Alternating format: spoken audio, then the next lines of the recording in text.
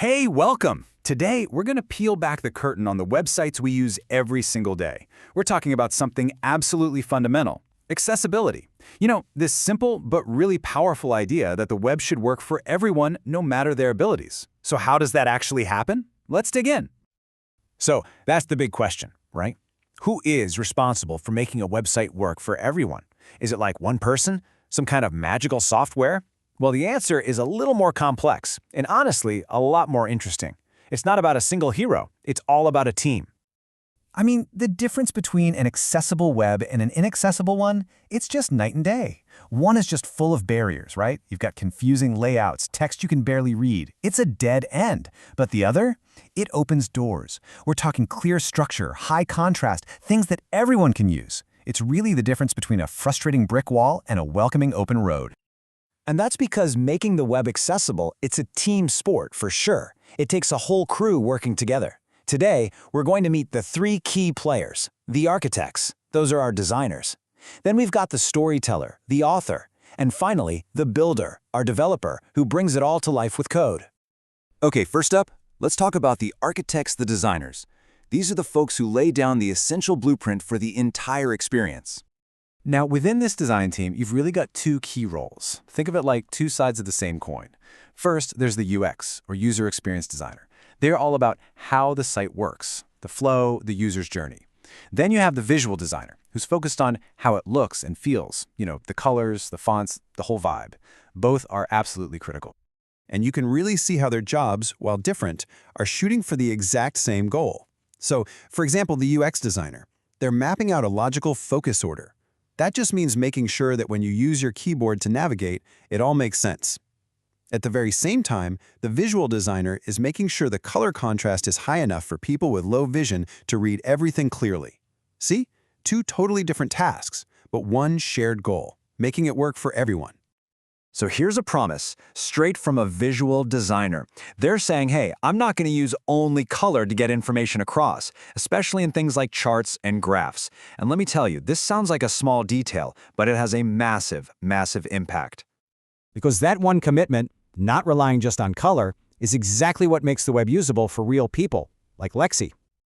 See, Lexi has red-green color blindness. So imagine you're him, you're shopping online, and a site only uses a red color to show something's on sale, or just shows a little green swatch for a shirt color. He's completely stuck. He can't tell the difference. So that designer's promise, that means Lexi can actually see the information and make a choice, just like anyone else. All right, next up on our team is the storyteller, the content author. Their whole world is the information itself. Think about it. You can have the most beautifully designed, perfectly coded website in the world, but if the content, the actual text, the images, the videos, if that stuff isn't accessible, you've still built a barrier. It's the author's job to make sure the message actually gets through to every single person. So, what's in their toolkit? Well, they do things like writing clear descriptions for images. You might have heard this called alt text. It's so someone who can't see the image knows what it's all about. They also structure the content with logical headings, which is like creating a table of contents for the page. And they provide transcripts for audio. These aren't just little details. They're basically roadmaps for people using assistive tech. And here's the content author's pledge. They're promising to provide meaningful text alternatives for any important images so a screen reader can announce what the image is showing. It's basically about translating the visual world into words.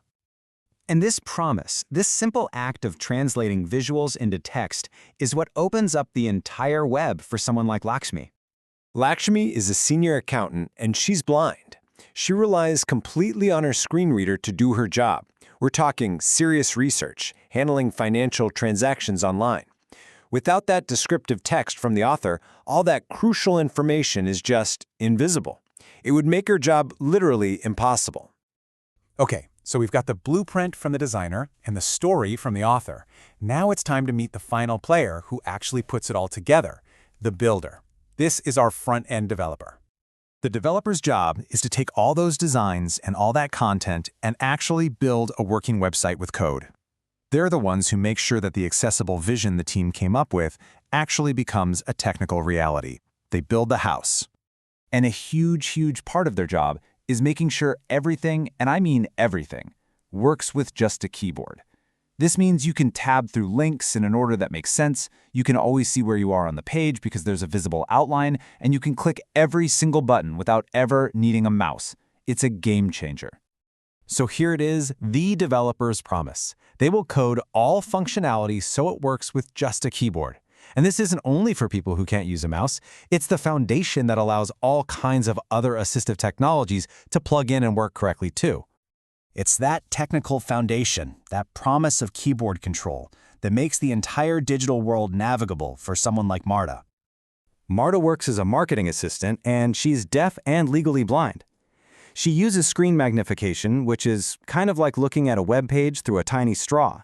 She only sees a very small part of it at any one time. That visible, predictable focus box that the developer coded, that's her lifeline. It's the only way she knows where she is on the page and where she's going next. So as you can see, it all comes back to this one big idea. From that first sketch to the final line of code, accessibility is 100% a team sport. There's just no way one person can do it alone. And here's how it all connects, right? It starts with the designer, who creates that accessible blueprint. They pass the baton to the author, who fills that blueprint with a clear, accessible message. And finally, the developer takes it all and builds a solid, robust structure on that foundation. Every single step is essential, and each one depends completely on the one that came before it. So I want to leave you with this question. The next time you're on a website that just works, it's easy to use, it's clear, it's not frustrating, just take a second. Can you see that invisible work? Can you spot the hand of the architect, the voice of the storyteller, and the craft of the builder? Can you see the teamwork happening right there behind your screen? Thanks for joining me on this one.